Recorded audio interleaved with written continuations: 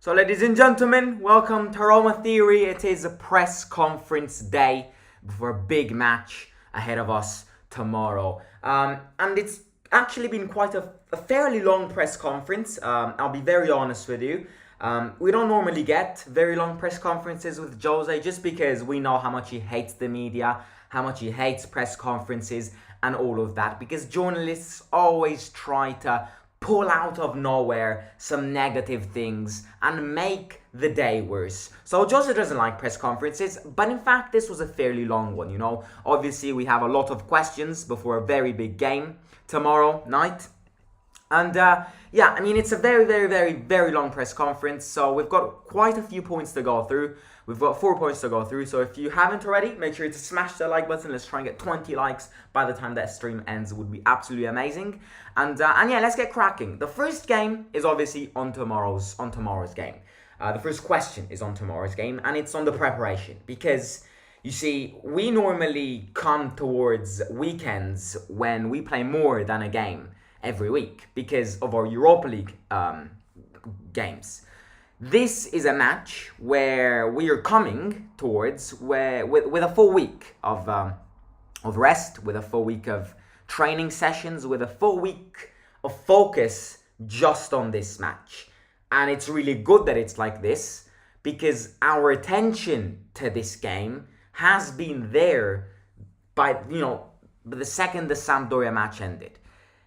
And we did not have a match to think about on Thursday night. So when it comes to that, it's a bit different. And Jose said the players needed a period of recovery and training to prepare well for this match.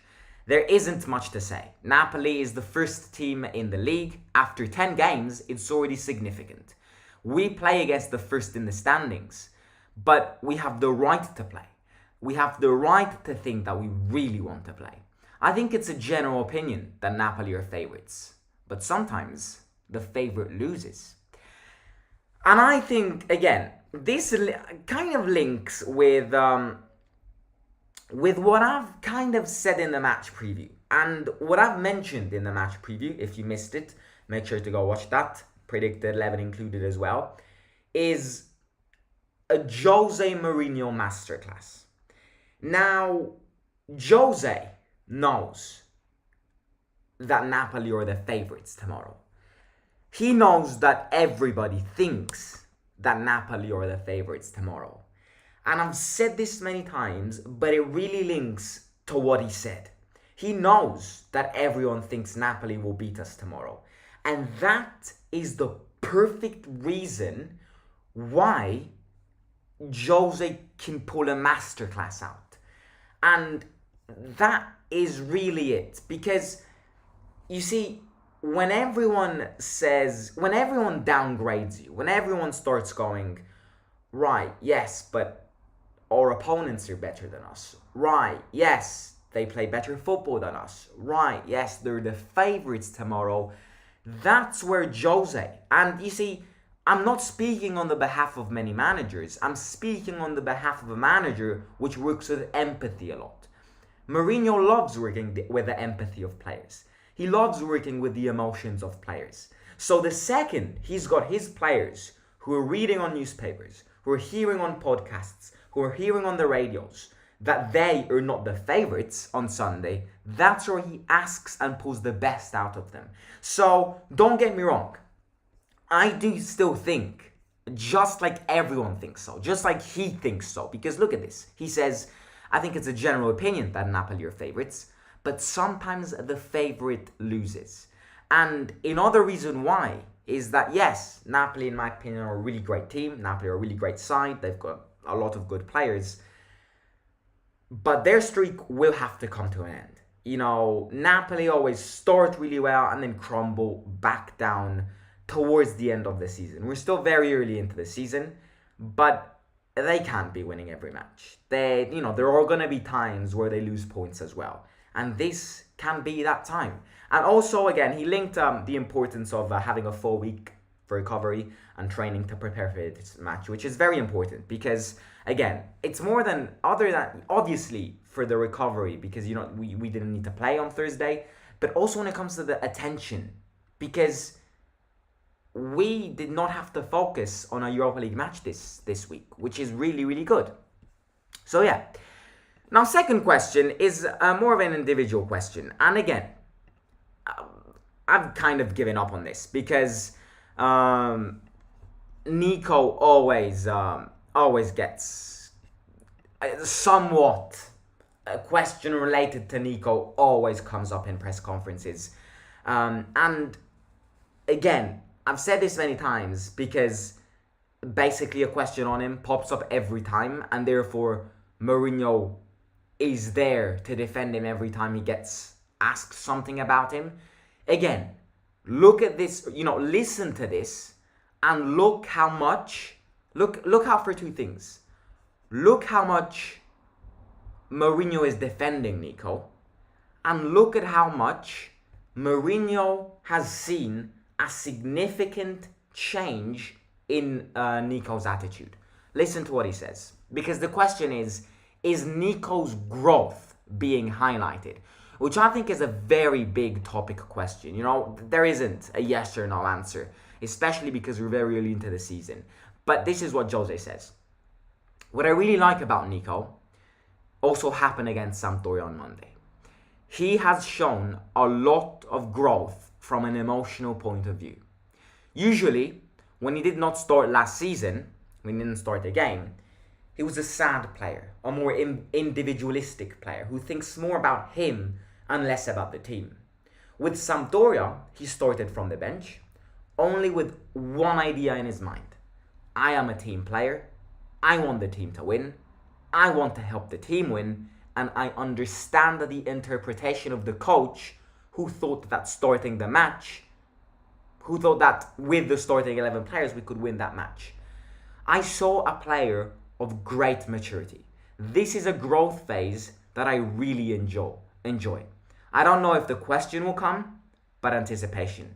3 games of disqualification or hallucinating. I really don't understand this. Now, this last point is links to what happened because, again, Nico got a red card against Betis, and yesterday the UEFA said that red card got prolonged for 3 more games. That means that Nico is out in the Europa League for our remaining group stages matches and will be back if we qualify for the next round or if we qualify for the Europa League. So that's basically it for the group stages for Nico. We won't see Nico anymore. Why did Mourinho... it's hallucinating that you can give 3 game weeks to that. It's ridiculous to give 3 game weeks to that. Like, the little kick on the testicles which Nico gave to that Betis player is already harsh. It's a red card. It's already harsh giving him a red card, even though it is a red card. And he got disqualified for 3 European games. Not just 1, not just 3 European games. So Mourinho's frustration is understandable. Now, why does Mourinho go, I don't understand? He says, I don't understand what's going on because we're being targeted. We are being targeted. There are so many examples of us being targeted by football associations right now. And I'm not sure if it's the fact that we won a European trophy, which means that now that we've won a European trophy, we've got the attention worldwide. I'm not sure if it's related to our success in over the course of last season. But all that I know and all that I can say is that we're being targeted. We're being targeted by the financial fair play. We're being targeted by singing chants against the regions or against regions of Italy when you clearly have fan bases who have racist chants towards teams. We're being targeted on that. We're being targeted on red cards. We're being targeted on everything, on absolutely everything. And I've said this again, I am really not too sure if this is because we've won something and therefore more attention, more eyes are pointing at us. I really don't know. But sticking back to his question, look at how Mourinho is defending Nico. Look at this. It's insane. He does this every time. He is emphasizing one big thing. He is emphasizing the growth that this guy has had with him. He's emphasizing not a physical growth. because he can be 10 times better than what he is right now when it comes to a football-wise level. The last time he scored a Serie A goal was in 2019, ladies and gentlemen. The last time he scored a home game Serie A goal, so at the Olimpico, was in 2019. He can be better. He can score more goals. He can provide more assists. He can be less selfish.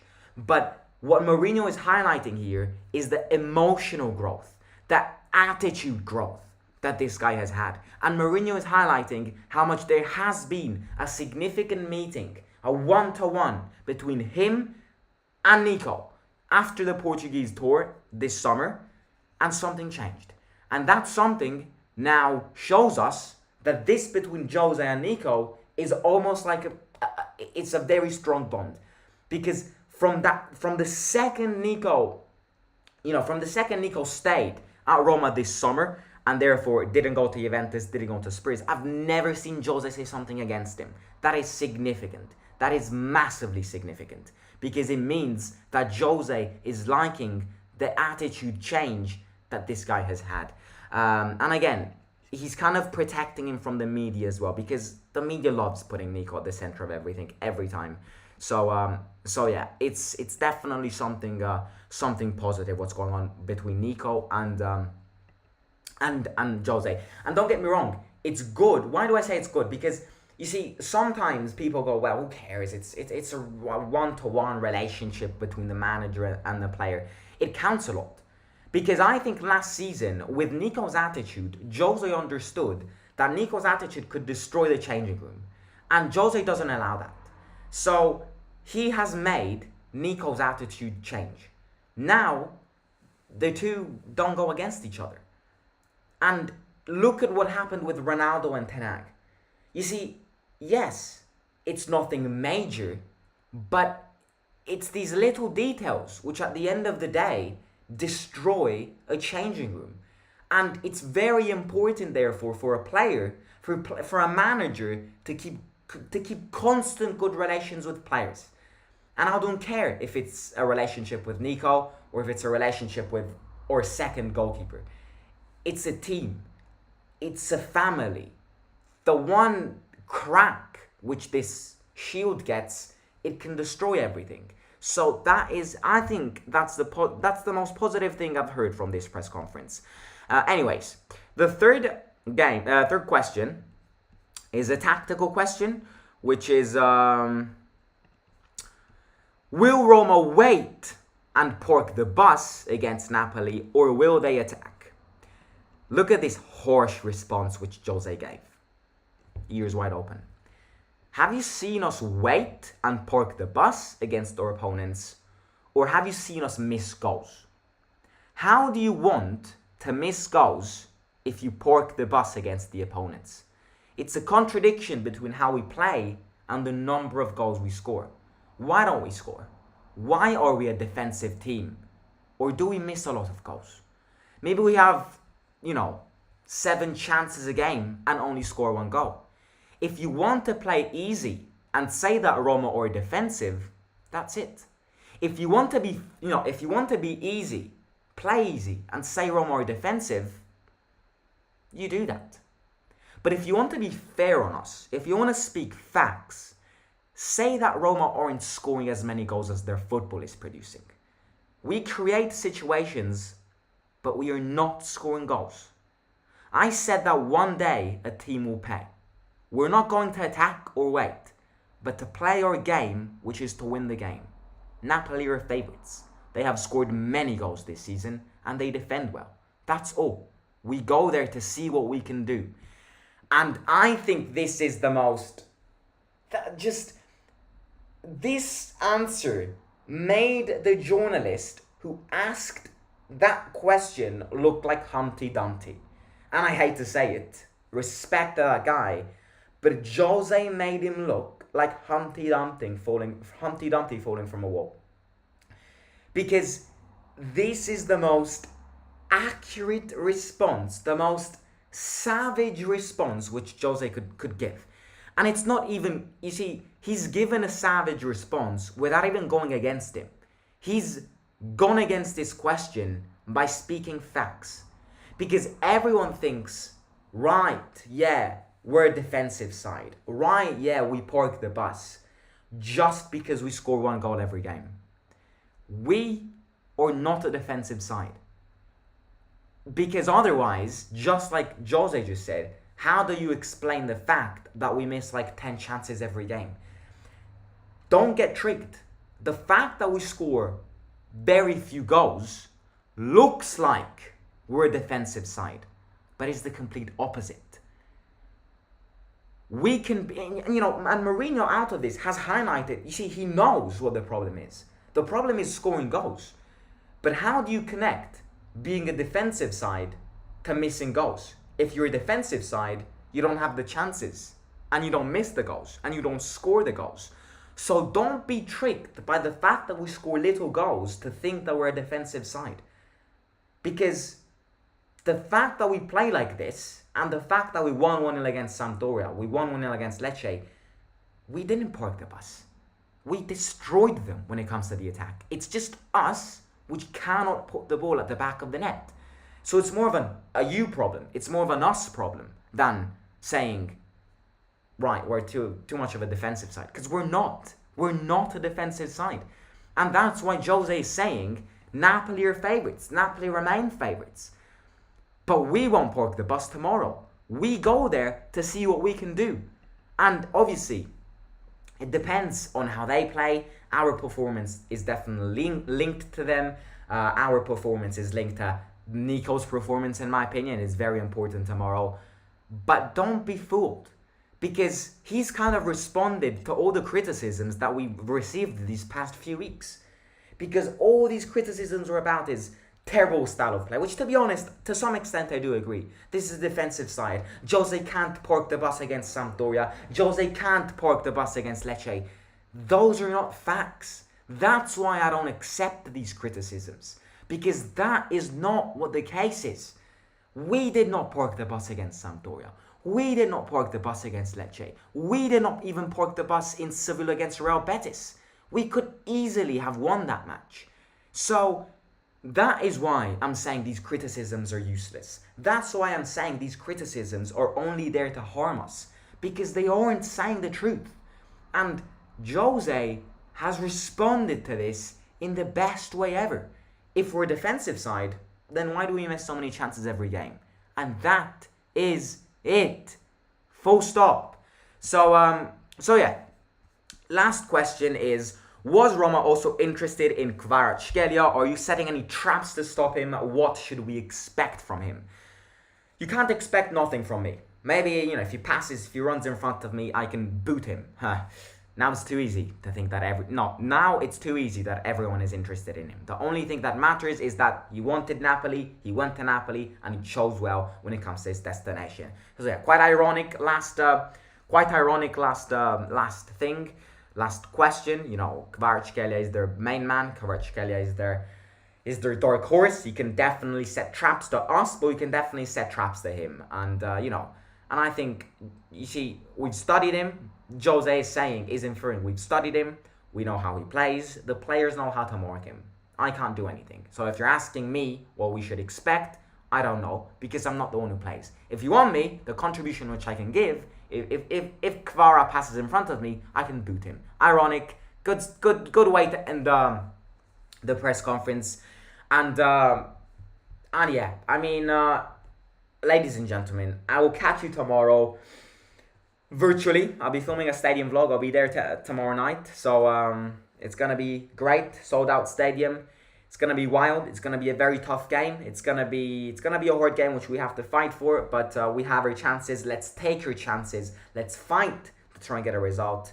And at the end of the day, we shall see what happens. So if you haven't already, make sure to smash the subscribe button, smash the like button in this video, and let me know in the comments your impressions of this press conference. Follow me here on Instagram or at Simon_ASO_, and go and watch the 5-minute video which I posted a few hours ago, explaining how Roma fans and Napoli fans went from best friends to enemies in a matter of years. So if you're interested in rivalries, make sure to watch that out. It's like 5 minutes long, so it won't take much. And enjoy it. I'll catch you tomorrow. Let's get the win! Simon, out.